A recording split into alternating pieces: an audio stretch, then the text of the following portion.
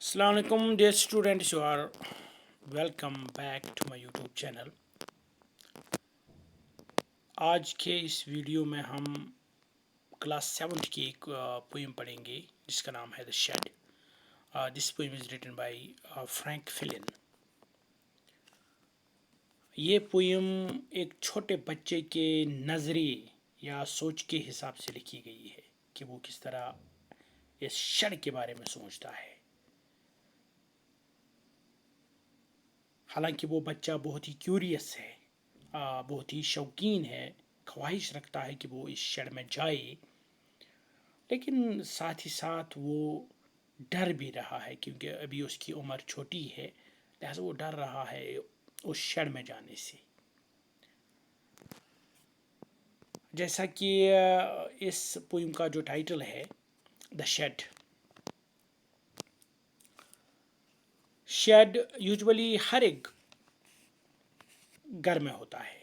یہ single room ہوتا ہے، usually made of tin, usually made of wood, or even it can be made of bricks also۔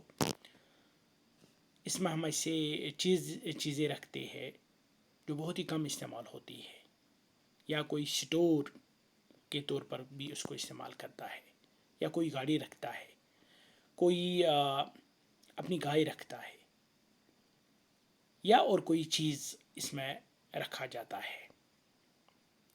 یہ گھر سے دور ہوتا ہے یا گھر کے پچھلے حصے میں یہ بنایا جاتا ہے، لیکن اس پوئم میں جس شیڈ کا ذکر ہوا ہے یہ باغ میں بنا ہوا ہے، یعنی گھر سے بہت دور ہے، لہذا یہ بچہ اسی لیے اس شیڈ میں جانے سے ڈرتا ہے۔ 4 سٹینزاز ہے اس پوئم کی۔ Every stanza is of 5 lines, 5 lines ہے اس سٹینزا میں۔ Now we will read the poem line by line، اور اس کو ہم ایکسپلین بھی کرتے جائیں گے۔ Do you know what a shed is؟ کیا آپ کو پتا ہے کہ یہ شیڈ کیا ہے؟ A cow shed, a tool shed, a wood shed. For example, it is a small room away from the main house۔ یہ ایک چھوٹا کمرہ ہوتا ہے جو ہمارے گھر سے تھوڑا دور بنا ہوتا ہے، فار اسٹورنگ اور کیپنگ تھنگس، تاکہ ہم اس میں چیزیں رکھیں، اینیملز رکھیں، ٹولز، وہیکلز، یعنی گاڑی بھی رکھ سکتے ہیں، etcetera. Ask your partner if he has ever seen a shed. آپ اپنے دوست یا اپنے ساتھی سے کہیے کہ کیا اس نے شیڈ دیکھا ہے۔ Let her him describe it to the class. پھر وہ شیڈ کے بارے میں اپنی کلاس میں بتائے گا۔ Now read the poem۔ There is a shed at the bottom of our garden۔ یہ ایک چھوٹا بچہ، جیسے کہ میں نے آپ کو پہلے ہی بتایا ہے، چھوٹے بچے کی سوچ اور نظرے کے حساب سے لکھی گئی پوئم ہے۔ وہی بچہ اس میں نریٹ کرتا ہے اپنے شیڈ کے بارے میں۔ There is a shed at the bottom of our garden۔ ہمارے باغ کے بالکل نچلے حصے میں ایک شیڈ بنا ہوا ہے۔ With a spider's web hanging across the door۔ Spider نے، مکڑی نے اس کے دروازے پر اپنا وہ گھونسلہ بنایا ہے، اپنا وہ ویب بنایا ہے، یعنی اسے پتہ چلتا ہے کہ اس شیڈ میں کافی عرصے سے کوئی داخل نہیں ہوا ہے۔ That is why the spider has made a web on it hanging across the door۔ The hinges are rusty and creak in the wind۔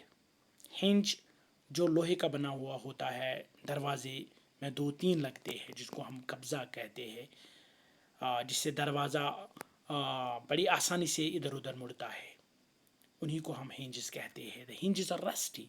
ان ہنجز میں زنگ لگ گیا ہے، صفائی نہ کرنے کی وجہ سے یا بہت ہی کم استعمال ہونے کی وجہ سے ان ہنجز میں زنگ لگ گیا ہے۔ اینڈ کریک ان دا ونڈ، اور جو ہی ہوا اٹھتی ہے تو اس دروازے سے وہ ایک الگ قسم کی ساؤنڈ آتی ہے، کریکنگ ساؤنڈ، کنک ایسے بولتے ہیں اس کو ہم۔ جب دروازہ ٹھیک سے بند نہیں ہوتا ہے، وہ ایک الگ ساؤنڈ کرتے ہیں، اسی کو ہم کریک کہتے ہیں۔ ونڈ میں تو یہ بالکل زیادہ ہی آواز نکالتا ہے۔ When I'm in bed I lie and I listen. جو ہی میں سوتا ہوں، جو ہی میں اپنے بیڈ میں ہوتا ہوں، مجھے وہاں بھی یہ کریکنگ ساؤنڈ سنائی دیتی ہے۔ I'll open that door one day. لیکن میں کبھی نہ کبھی اس دروازے کو، اس شڑ کے دروازے کو میں کبھی نہ کبھی کھولوں گا ضرور۔ Now the second stanza of this poem. There is a dusty old window around at the side. کیونکہ شیڈ بہت ہی چھوٹا کمرہ ہوتا ہے، اس میں زیادہ سے زیادہ ایک یا دو ونڈوز ہوتی ہے۔ اس شیڈ میں جو ونڈو ہے وہ ڈسٹی ہے، اس میں گرد پڑی ہوئی ہے۔ اراؤنڈ ایٹ دا سائڈ، ایک سائڈ میں اس کی ونڈو ہے۔ with 3 cracked panes of glass. اس میں 3 شیشے لگے ہوئے ہیں جو ٹوٹ گئے ہیں۔ cracked panes of glass. I often think there is someone staring at me. جو ہی میں اس شڑ کے پاس سے گزرتا ہوں، مجھے لگتا ہے کہ اندر سے کوئی مجھے دیکھ رہا ہے، کوئی میری طرف ٹک ٹکی نظر سے دیکھ رہا ہے۔ stare at me each time I pass. جب بھی میں وہاں سے گزرتا ہوں مجھے لگتا ہے کوئی اندر سے مجھے دیکھ رہا ہے۔ I'll peep through that window one day. میں اس کھڑکی سے کبھی نہ کبھی اندر جھانکوں گا اور دیکھوں گا کہ اندر کیا ہے۔ My brother says there is a ghost in the shed. جو میرا بڑا بھائی ہے مجھے ڈرانے کے لیے یہ کہتا ہے کہ اس شڑ میں مت جانا، کیونکہ اس شڑ میں ایک گوسٹ رہتا ہے، ایک بھوت رہتا ہے۔ Who hides under the rotten floorboards.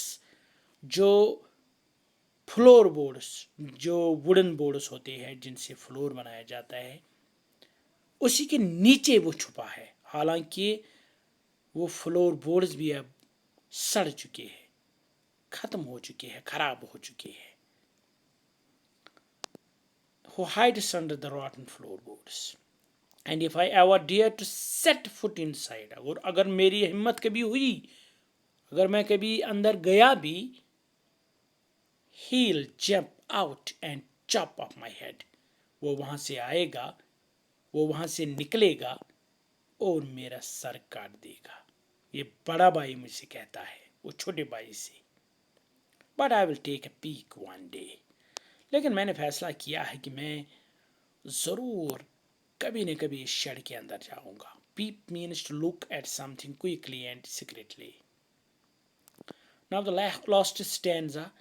I know that there isn't really a ghost. مجھے پتا ہے کہ یہ جو میرا بھائی بولتا ہے کہ اس میں گوسٹ ہے، یہ بالکل جھوٹ ہے، یہ کہانی ہے۔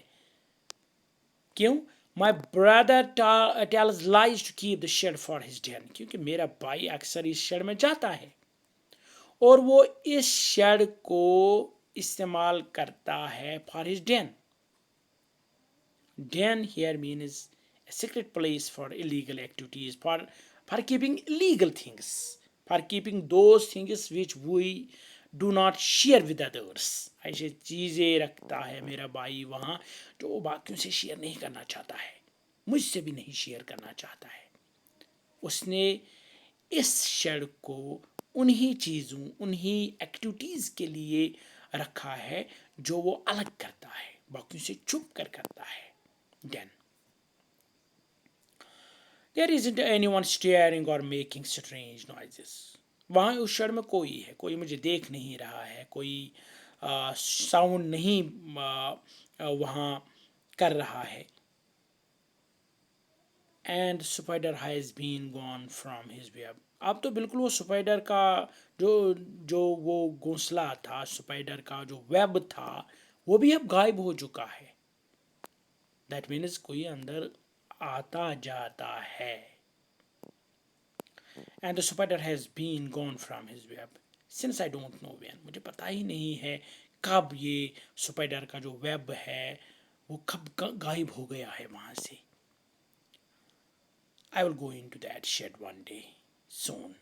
میں جلدی ہی اس شیڈ میں جاؤں گا، بہت ہی جلدی، اور دیکھوں گا کہ وہاں کیا ہے۔ But not just yet. لیکن ابھی نہیں۔ अभी मैं इतना छोटा हूँ कि मुझे डर लग रहा है, अभी मैं इतना कमज़ोर हूँ कि मैं डरता हूँ वहाँ अकेले जाने से उस शहर में.